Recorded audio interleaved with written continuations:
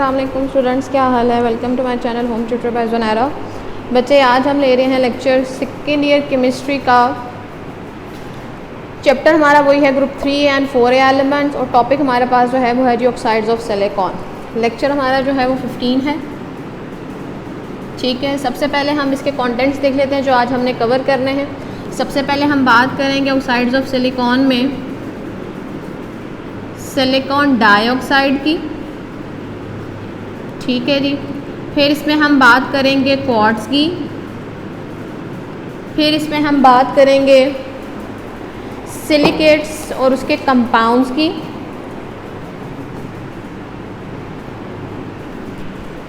ठीक है जी। इसमें फिर हम बात करेंगे सिलिकेट्स एंड इट्स यूजेस। इसमें फर्दर हम कुछ चीज़ों पे बात करेंगे, जैसे है जी सोडियम सिलिकेट।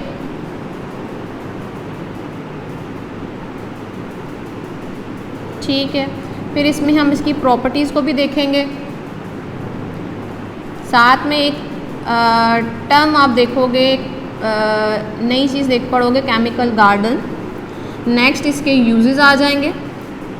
सेकेंडली इसमें जो आप बात करोगे वो बात करोगे एल्युमिनियम सिलिकेट की। ठीक है। फिर हम बात करेंगे टाक की, और सोप स्टोन भी इसको बोला जाता है। ठीक। और आखिर में हम बात करेंगे एस्बेस्टॉस की। ठीक है। तो ये आज इंशाल्लाह हमने कंटेंट्स कवर करने हैं। तो सबसे पहले हम बात करते हैं ऑक्साइड्स ऑफ सिलिकॉन, जिसमें सबसे पहले हम बात करेंगे सिलिकॉन डाइऑक्साइड की। ठीक है बेटा, इसका फॉर्मूला है SiO2। ये हमारे पास फॉर्मूला है सिलिकॉन डाइऑक्साइड का। इसमें बेसिकली क्या होता है जी, इसको सिलिका भी बोला जाता है। ठीक है। और इसको बेसिकली सिलिका भी बोला जाता है, और ये SiO2 सैंड ऑफ सैंड भी बोला जाता है इसको। और ये मोस्ट कॉमन और इम्पॉर्टेंट कंपाउंड है।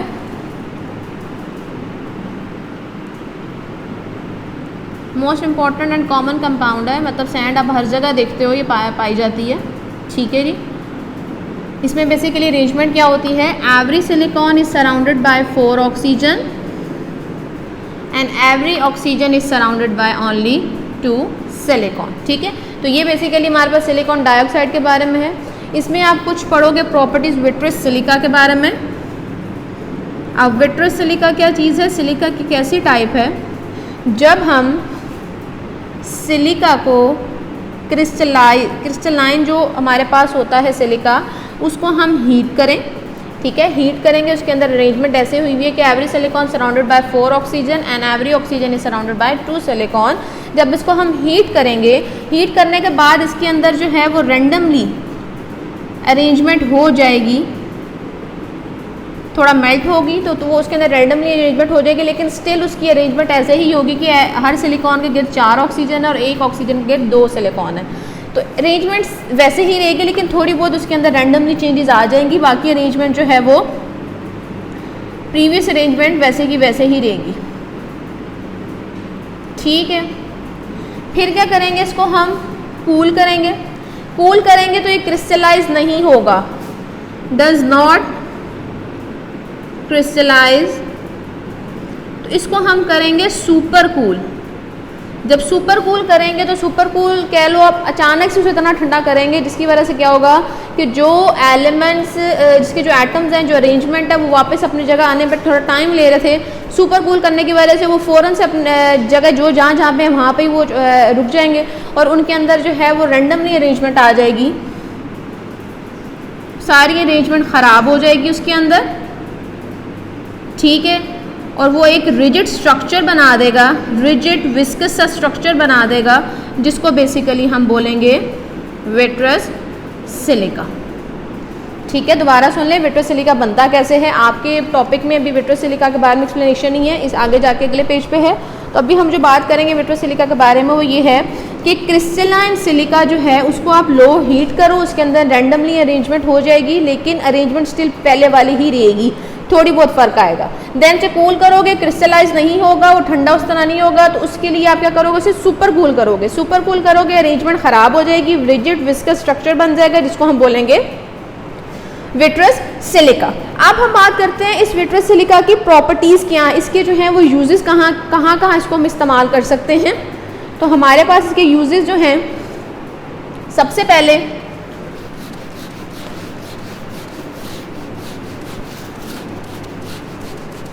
इसके यूजेस देख लेते हैं।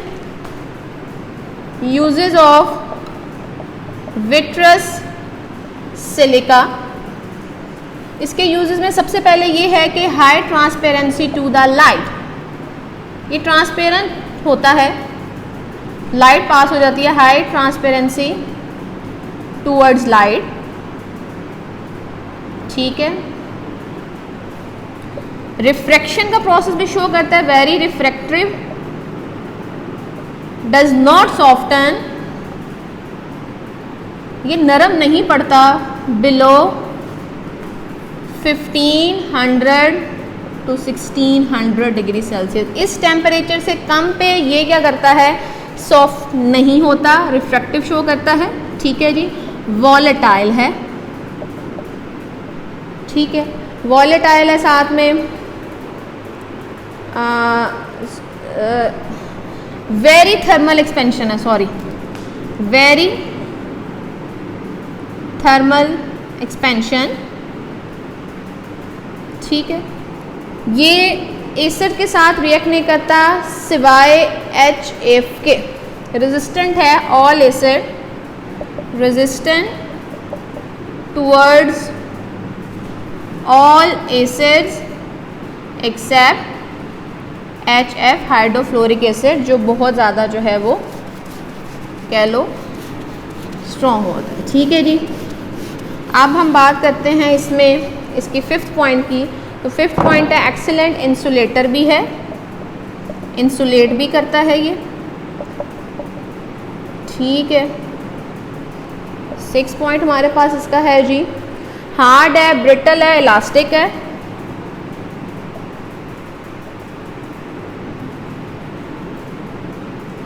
ठीक। 7 पॉइंट हमारे पास इसका कहता है कि ये इनसॉल्युबल है वाटर में, पानी में सॉल्युबल नहीं होता, and inert towards many reagent. Inert मतलब किसी के साथ इजीली रिएक्ट नहीं कर पाता, जैसे एसिड्स हैं सिवाय HF के। तो टोटली हमारे पास 7 प्रॉपर्टीज़ हैं, देख लेते हैं। थर्मल एक्सपेंशन इसकी लो है, high transparency towards light, transparent होता है, लाइट इजीली पास हो जाती है, रिफ्रैक्शन का प्रोसेस भी शो करता है, रिफ्रैक्टिव भी होता है, और सॉफ्ट नहीं होता इस टेम्परेचर से कम पे। थर्मल एक्सपेंशन इसकी बहुत कम है, मतलब हीट पे ही ज़्यादा एक्सपैंड नहीं करता, ठीक है जी। 4th पॉइंट है रेजिस्टेंस टूवर्ड्स ऑल एसिड, हर एसिड से क्या करता है, ये रेजिस्ट करता है, से रिएक्ट नहीं करता सिवाय HF hydrofluoric acid. 5th point है एक्सेलेंट इंसुलेटर है, हार्ड है, ब्रिटल है, इलास्टिक है, और 7th पॉइंट है insoluble in water and inner towards many reagent, ठीक है जी। अब हम बात कर लेते हैं क्वार्ट्ज की, कि क्वार्ट्ज हमारे पास क्या होते हैं, ठीक है जी। तो क्वार्ट्ज की हम बात करते हैं। क्वार्ट्ज हमारे पास हैं जी,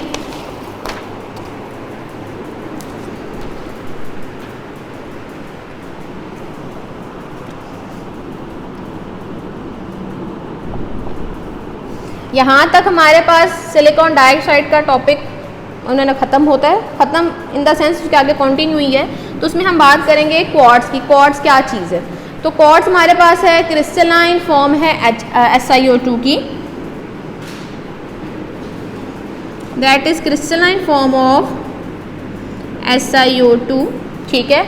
वही प्रॉपर्टीज़ हैं जो कुछ विट्रस की हैं, हार्ड है, ब्रिटल है, ठीक है, रिफ्रैक्टिव भी है थोड़ा सा, और कलरलेस सॉलिड है,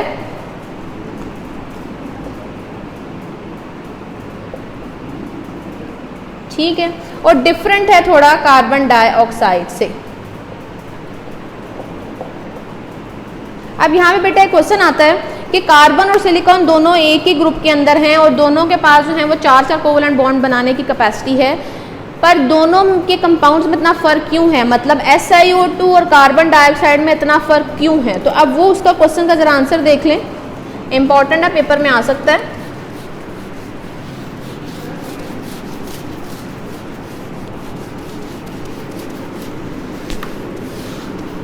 क्वेश्चन देखें, क्वेश्चन ये है जी कि कार्बन और silicon both have capacity to form 4 covalent bonds,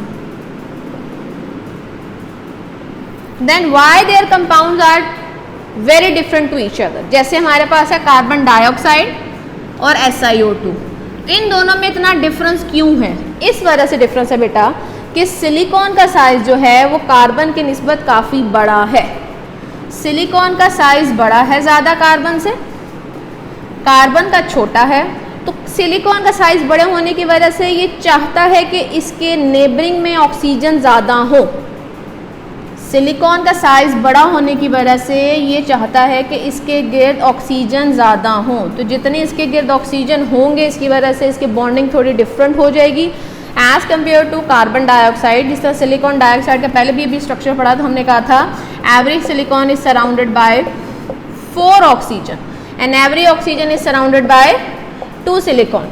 तो हमारे पास सिलिकॉन का साइज बड़ा होने की वजह से ये चाहता है ऑक्सीजन इसके नेबर्स में ज़्यादा हो, जिसकी वजह से क्या होता है कि इसके अंदर अरेंजमेंट थोड़ी डिफरेंट हो जाती है कार्बन डाइऑक्साइड की वजह से। जबकि कार्बन डाइऑक्साइड जो है कार्बन डबल बॉन्ड बनाता है ऑक्सीजन के साथ, सिलिकॉन साइज बड़ा होने की वजह से वो सबके साथ कोशिश करता है सिंगल बॉन्ड बने। तो आप खुद देख लें, कार्बन यहाँ पे 2 ऑक्सीजन को सराउंड कर रहा है जबकि सिलिकॉन 4 ऑक्सीजन को सराउंड कर रहा है। ठीक है जी। तो ये जब साइज़ का इसका क्या होगा, साइज़ भी छोटा होता है, ये लीनियर मोलेकुलर स्ट्रक्चर बना देता है। ठीक है, जो वॉलेटाइल भी होता है और रिएक्टिव भी है ज़्यादा। क्यों? क्योंकि ये क्या है कि 2 ऑक्सीजन को सराउंड कर रहा है बाय डबल बॉन्ड और ये साइज़ बड़ा होने की वजह से सिंगल बॉन्ड बना रहा है विद 4 ऑक्सीजन, जिसकी वजह से क्या है कि ये ज़्यादा बड़ा है साइज़ में और डिफरेंट प्रॉपर्टीज़। ठीक है जी। अच्छा, ये हमारे पास आ गया इसका आंसर कि साइज़ बड़ा है।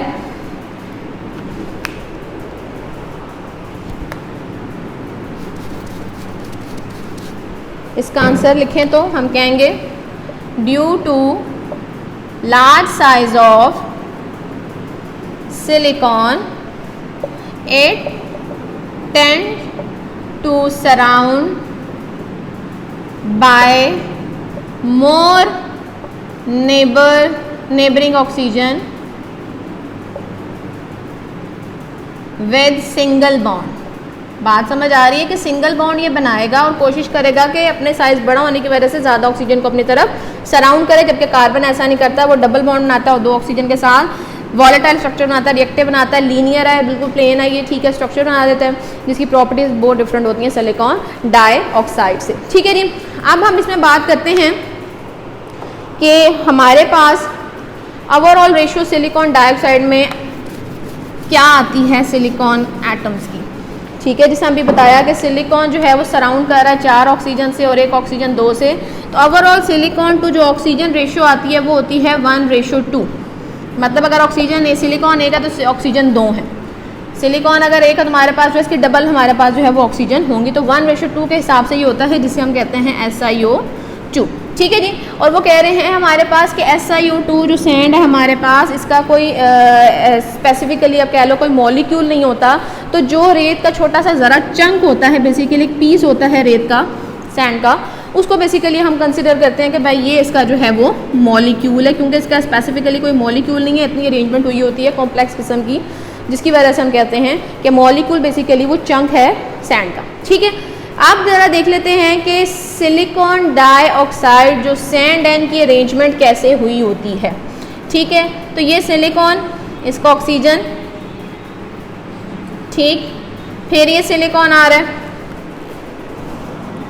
अगर यहाँ पे हम बना लें, इसका ऑक्सीजन इधर चला जाएगा, फिर सिलिकॉन। हमने बात की कि हर सिलिकॉन के गिर्द 4 ऑक्सीजन हैं।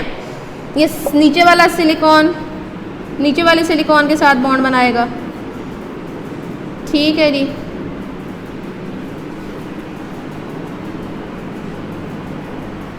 ठीक है जी, ये सिलिकॉन हमारे पास आ गया। अब देखो उन्होंने कहा है जो अपर सरफेस है सैंड की वो ज़्यादा रिएक्टिव है as compare to below surface. क्यों? इस वजह से कि जो अपर सरफेस में ऑक्सीजन है इनकी वैलेंसी सेटिस्फाई नहीं है, यहाँ पे सिंगल सिंगल बॉन्ड ऑक्सीजन है बनाए हुए हैं और ये अनस्टेबल हैं, इनके साथ कोई भी एलिमेंट आएगा तो इजीली रिएक्ट कर सकता है। क्यों? क्योंकि इनकी वैलेंसी ऑक्सीजन की सेटिस्फाई नहीं है। जो अपर सरफेस में है देख लो सिंगल बॉन्ड बनाया हुआ है, जबकि ऑक्सीजन के पास 6 इलेक्ट्रॉन है, उसने डबल बॉन्ड बनाएगा तो उसके जो है वो 8 इलेक्ट्रॉन्स कवर होंगे।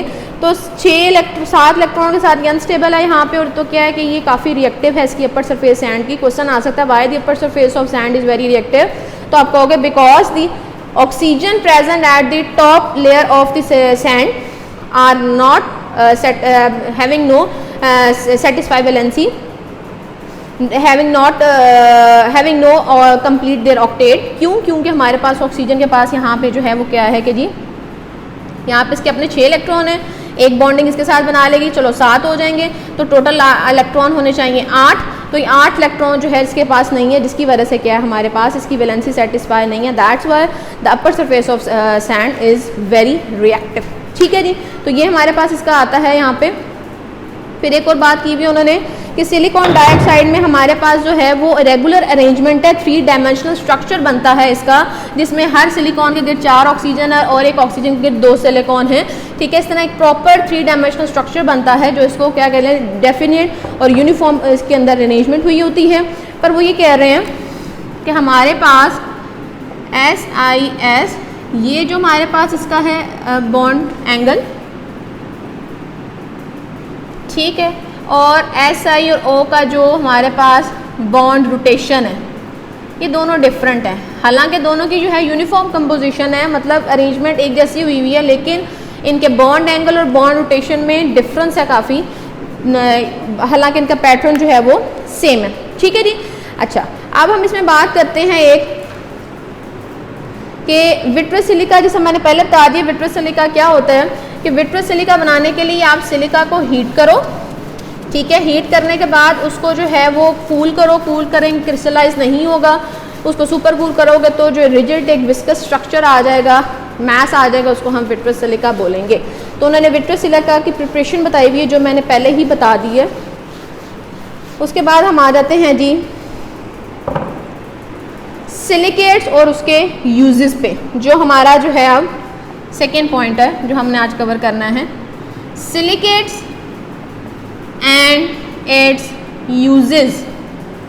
ठीक है जी बेटा, सिलिकेट्स कंपाउंड्स वो हैं सिलिकिक एसिड से मिलकर ये बने हुए हैं, वो कंपाउंड जो डिराइव किए गए हैं, कंपाउंड डिराइव फ्रॉम सिलिकिक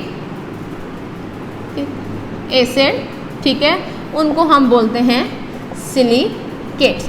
जिसमें सबसे पहले हम बात करेंगे सोडियम सिलिकेट की।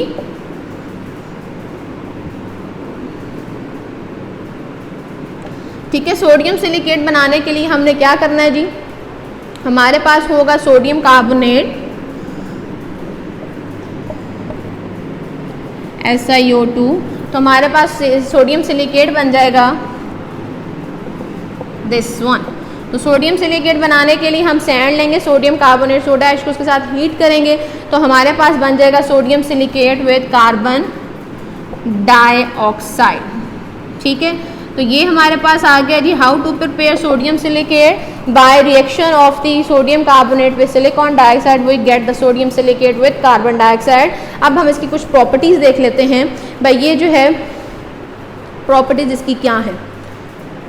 अच्छा, ये जो प्रोसेस होता है इसको हम कैरी करते हैं रिवर्टिब्रेटरी फर्नेस, फर्नेस की टाइप है जी, उसके अंदर इसको हम कैरी करते हैं। ठीक है, अच्छा अब इसकी प्रॉपर्टीज़ देख लेते हैं हम।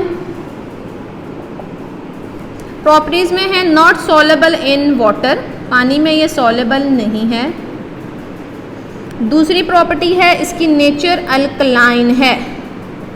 ठीक है, अल्कलाइन इसकी नेचर होती है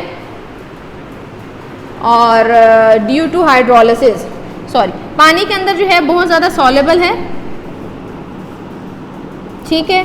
अल्कलाइन इसकी नेचर है due to hydrolysis. Hydrolysis mean to से पानी के अंदर क्या करता है, ये इजीली टूट जाता है। हाइड्रोलिसिस ये टूट जाता है वाटर की प्रेजेंस में। तो ये हमारे पास इसकी दो प्रॉपर्टीज़ होगी। अब हम देखते हैं केमिकल गार्डन क्या चीज़ है। केमिकल गार्डन हमारे पास बेटा एक इंटरेस्टिंग चीज़ है कि कुछ सॉल्ट्स हैं, ठीक है, कुछ सॉल्ट्स हो गए हमारे पास, जैसे निकल सल्फेट हो गया, जिस तरह हमारे पास निकल क्लोराइड हो गया, फेरस सल्फेट हो गया, निकल क्लोराइड हो गया, फेरस सल्फेट हो गया, ठीक है, कोबाल्ट सल्फेट हो गया। इनको जब हम हीट करते हैं, कोबाल्ट नाइट्रेट सॉरी, इसको जब हम हीट करते हैं विद सोडियम सिलिकेट, तो एक प्लांट लाइक ग्रोथ, जब पौधे छोटे छोटे उगने शुरू हो जाते हैं ना, तो प्लांट लाइक ग्रोथ जो है वो हमें नज़र आती है, जिसकी वजह से हम इस प्रोसेस को बोलते हैं केमिकल गार्डन। केमिकल से बनाया गया बाग। कैसे, कुछ सॉल्ट्स हैं जैसे निकल क्लोराइड हो गया, फेरस सल्फेट हो गया, कोबाल्ट नाइट्रेट हो गया, इनको जब हम हीट करते हैं सोडियम सिलिकेट के साथ, तो प्लांट लाइक ग्रोथ हमें शो होती है, जिसकी वजह से हम कहते हैं this is called a chemical garden. ये इंटरेस्टिंग चीज़ है, ये आपके क्वेश्चन में आ सकता है। What do you know about chemical garden, how chemical garden is form, तो आप मेंशन करोगे इनमें से कोई भी सॉल्ट ले लो, उसको सोडियम सिलिकेट के साथ हीट करोगे तो प्लांट लाइक ग्रोथ शो होगी, जिसकी वजह से उसको हम बोलेंगे केमिकल गार्डन। ठीक है जी। अब हम इसमें बात करते हैं यूजेस की, कि सोडियम सिलिकेट के यूजेस क्या हैं। यूजेस ऑफ सोडियम सिलिकेट्स, ठीक है बेटा, इसको यूज़ किया जाता है सोप बनाने के लिए, सोप इंडस्ट्री में, use for making soap in soap industry. इसको यूज़ किया जाता है कैल्सियो प्रिंटिंग में। कैल्सियो प्रिंटिंग बेसिकली बेटा क्या होती है, जो टेक्सटाइल प्रिंटिंग होती है, जो कपड़े पे जो है वो प्रिंट किया जाता है, तो वो बेसिकली हमारे पास मतलब एक वाइट कलर का कपड़ा होगा, ठीक है, उसके ऊपर जो प्रिंट आप करोगे उसको बेसिकली कैल्सियो प्रिंटिंग बोला जाता है, कि मतलब डिफरेंट कलर्स आप ऐड कर देते हो वाइट कलर के टेक्सटाइल पे, फाइबर पे, that is basically called a calico printing. ठीक है जी। इसको हम टेक्सटाइल में यूज़ करते हैं as a fire proof agent, used in textile as fire proof agent. ठीक है जी। अच्छा जी, और इसका लास्ट जो है वो यूज़ किया जाता है जी इसको फर्नीचर पॉलिश में। फर्नीचर को पॉलिश करने के लिए उसमें इसको यूज़ किया जाता है। पहला था कि सोप में इसको यूज़ किया जाता है, सोप में कहाँ इसको यूज़ किया जाता है, फिलर के तौर पे। फिलर के तौर पे जो है वो अब सोप इंडस्ट्री वाले बेहतर जानते हैं किस तरह इसको यूज़ करना है। फिलर के तौर पे इसको यूज़ करते हैं सोप में, सोप इंडस्ट्री में।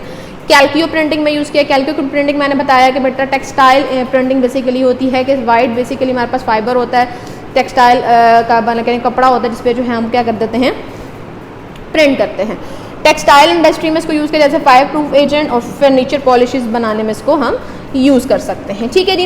अब हम सेकंड पॉइंट की तरफ चलते हैं, जो सिलिकेट उसके यूजेस में है एल्यूमिनियम सिलिकेट्स। ठीक है, ये था हमारे पास सोडियम सिलिकेट्स। अब हम बात करते हैं एल्यूमिनियम सिलिकेट की।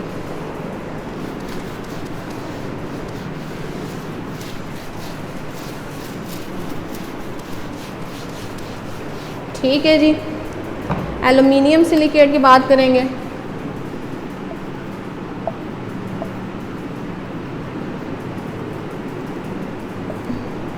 एल्यूमिनियम सिलिकेट बेसिकली क्या होता है कि रॉक्स से हम क्या करते हैं, सिलिकेट रॉक्स से, ये कहाँ पाए जाते हैं, ये बहुत सारे रॉक्स में पाए जाते हैं। मैनी रॉक्स कंटेनिंग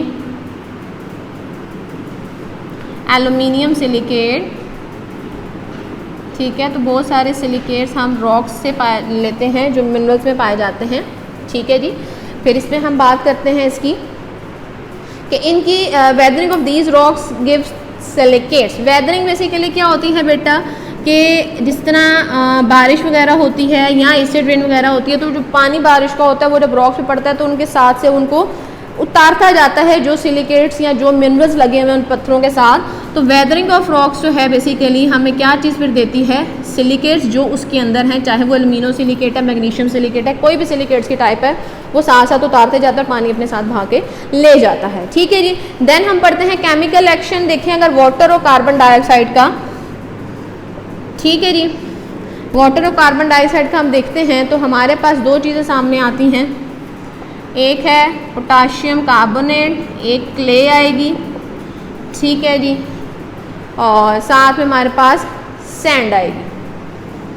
ठीक है जी। अभी कैसे आया देख लेते हैं। अब आपके पास एक मिनरल है पोटाशियम फेल्ड्स्पार, हम उसको यूज़ करते हैं और उसकी वेदरिंग देखते हैं। मतलब एक रॉक है जिसके ऊपर पोटाशियम फेल्ड्स्पार जो एक मिनरल है वो लगा हुआ है या उसके पत्थर उसी से बना हुआ है, तो उसकी जब वेदरिंग होगी तो हमारे पास क्ले कैसे बनती है। ठीक है, तो वो हम देख लेते हैं। इसका फॉर्मूला है हमारे पास K2O Al2O3 3H2O, that is the formula of potassium feldspar. ठीक है जी। इसके साथ हम क्या करें, कार्बोनिक एसिड H2CO3 ले लेते हैं, साथ में हम वाटर ले लेते हैं, तो ये हमें देगा जी K2CO3 पोटाशियम कार्बोनेट SiO2, और क्ले हमारे पास आएगी जिसका फॉर्मूला है जी Al2O3 SiO2 with water molecule. तो ये हमारे पास जो है वो क्ले का फॉर्मूला है, ये क्ले है।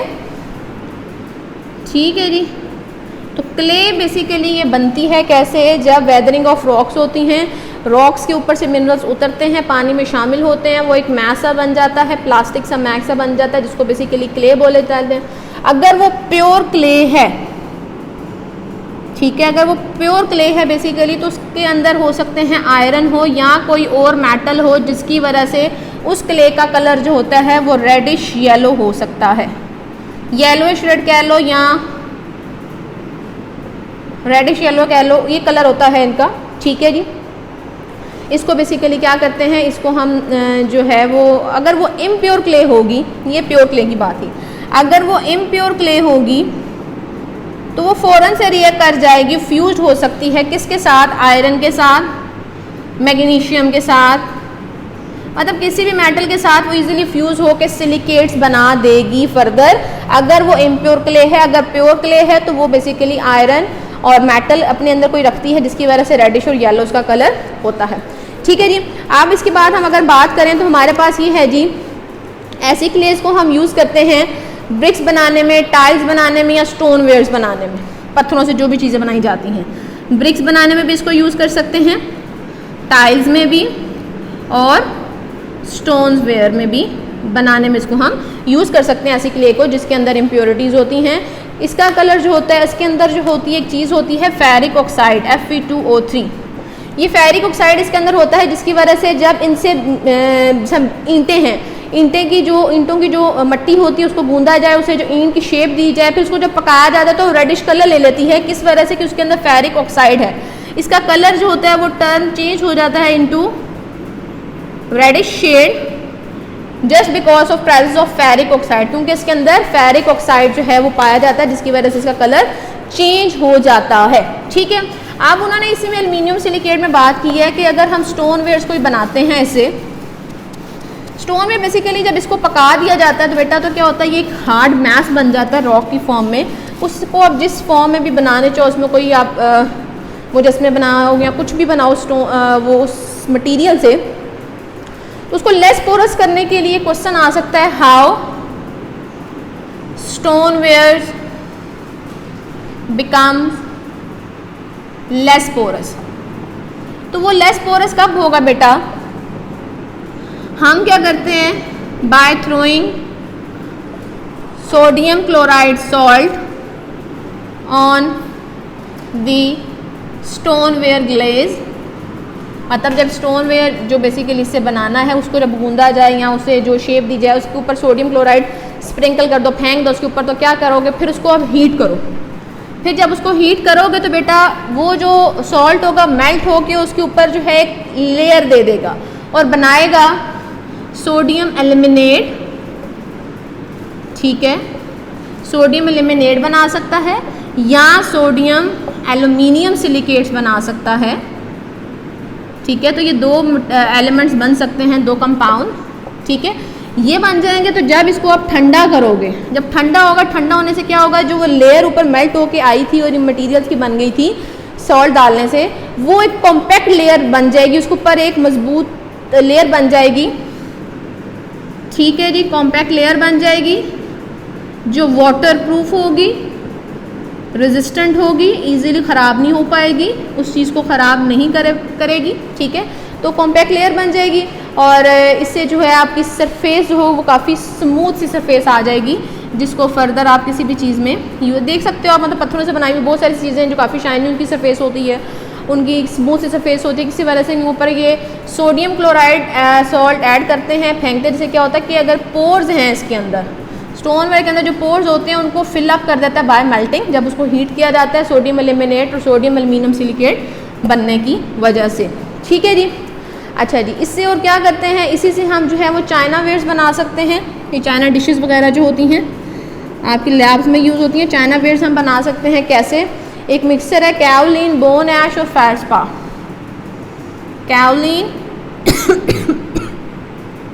फेल्ड्स्पार, बोन ऐश, इन चीज़ों को मिक्स कर दिया जाए। इनके मिक्सचर से एक प्लास्टिक टेक्सचर का जो है वो हमारे पास कंपाउंड बनता है, ठीक है जी। उसको अगर हम क्या करें, उसको फिर हम यूज़ करते हैं पोर्स फिल करने के लिए। फिल्स पोर जो ग्रेन्स होते हैं क्ले वगैरह के अंदर, तो उसको फिल करने के लिए हम जो है इसको यूज़ करते हैं काओलिन के अंदर, ठीक है जी। नेक्स्ट है जी यूज़ ऑफ क्ले।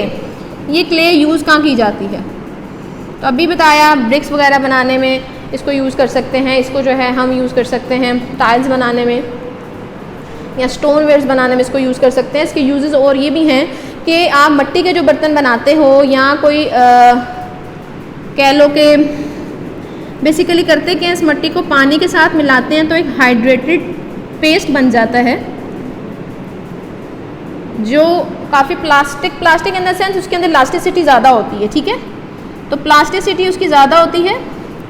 देन उसको दोबारा जब हीट कर, मतलब आपने क्या किया, मट्टी गूंद ली पानी के साथ, ठीक है, उसे जो शेप देनी है वो दे दो। मिट्टी के बर्तन ऐसे ही बनाए जाते हैं, ठीक है, जो बर्तन आपने बनाना है, जो शेप आपने देनी है वो शेप दे दो। देन उसको हीट करो तो उसके अंदर जो पानी है वो वेपोरेट हो जाएगा और जो आपने वो शेप बनाई थी वो हार्ड मैस में आ जाएगी, ठीक है जी। तो इस तरह हमारे पास जो है वो क्ले यूज़ की जाती है, ठीक है। आप इसके लास्ट 2 पॉइंट्स हैं, छोटे छोटे देख लेते हैं। टाक एंड सोप स्टोन क्या चीज़ है, talc and soap stone and asbestos देख लेते हैं, फिर हमारा टॉपिक ये वाला कवर हो जाएगा। देन नेक्स्ट लेक्चर में हम फर्दर कोशिश करेंगे चैप्टर हमारा ख़त्म हो जाए, ठीक है जी। अच्छा जी, अब हम बात करते हैं टाक और सोप स्टोन की।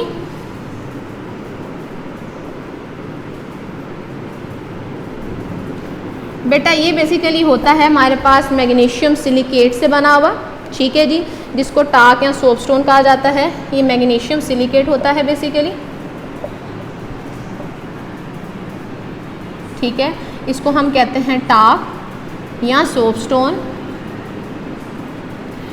मैग्नीशियम सिलिकेट को हम टाक या सोप स्टोन कहते हैं। इसका फॉर्मूला हमारे पास होता है Mg3H2SiO2 का 3। तो ये हमारे पास जो है वो फॉर्मूला है इसका कि मैग्नीशियम सिलिकेट जो है वो उसको हम टाक या सोप स्टोन कहते हैं। ये ग्रीसी टच में होता है, कॉस्मेटिक्स बनाने में यूज़ किया जाता है, हाउस होल्ड आर्टिकल्स बनाने में यूज़ किया जाता है। इसका जो है वो ग्रीसी टच होता है, ठीक है, cosmetics and house hold articles बनाने में इसको यूज़ कर सकते हैं। और फिर है हमारे पास लास्ट वाला एस्बेस्टॉस, ठीक है। एस्बेस्टॉस आप बहुत सारी जगहों में पढ़ते हो, ठीक है। एस्बेस्टॉस क्या होती है, basically hydrated calcium magnesium silicate है, ठीक है जी, हाइड्रेटेड मैग्नीशियम सिलिकेट है, कैल्शियम मैग्नीशियम सिलिकेट, ये एस्बेस्टॉस होती है और ये यूज़ की जाती है इनकम्बस्टिबल फाइबर्स और हार्डबोर्ड बनाने में। इसको यूज़ किया जाता है हार्डबोर्ड बनाने में, ठीक है। और इनकम्बस्टिबल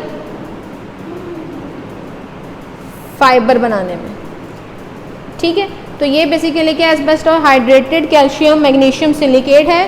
हार्डबोर्ड बनाने में, इनकम्बस्टिबल फाइबर बनाने में, टार्क्स ऑफ स्टोन क्या था, मैग्नीशियम सिलिकेट था। मैग्नीशियम सिलिकेट का फॉर्मूला टार्क्स ऑफ स्टोन में बनाने में, ग्रीसी टच होता है कॉस्मेटिक्स बनाने में, हाउस होल्ड आर्टिकल्स बनाने में इसको यूज़ किया जा सकता है। तो ये हमारे पास आज का टॉपिक था जिसमें हमने देखा 1 बाय 1 करके ऑक्साइड्स में हमने सिलिकॉन डाइऑक्साइड की बात की, देन क्वार्ट्ज की बात की, फिर हमने विट्रस सिलिका की प्रॉपर्टीज़ पढ़ी, फिर हमने विट्रस सिलिका क्या होता है वो पढ़ा, फिर सिलिकेट्स में हमने सोडियम सिलिकेट को टच किया, प्रॉपर्टीज़ देखी, केमिकल गार्डन जो इंटरेस्टिंग चीज़ थी, देन यूजेस देखे, एल्युमिनियम सिलिकेट देखा जिसमें हमने क्ले कैसे बनती है, क्ले 2 तरह की होती है, कहाँ कहाँ यूज़ की जाती है, टार्क्स ऑफ स्टोन के बारे में देखा, एस्बेस्टॉस के बारे में देखा। तो ये था आज का टॉपिक, उम्मीद है आप लोगों को समझ आया होगा और क्वेश्चन हुआ तो पूछ लीजिएगा।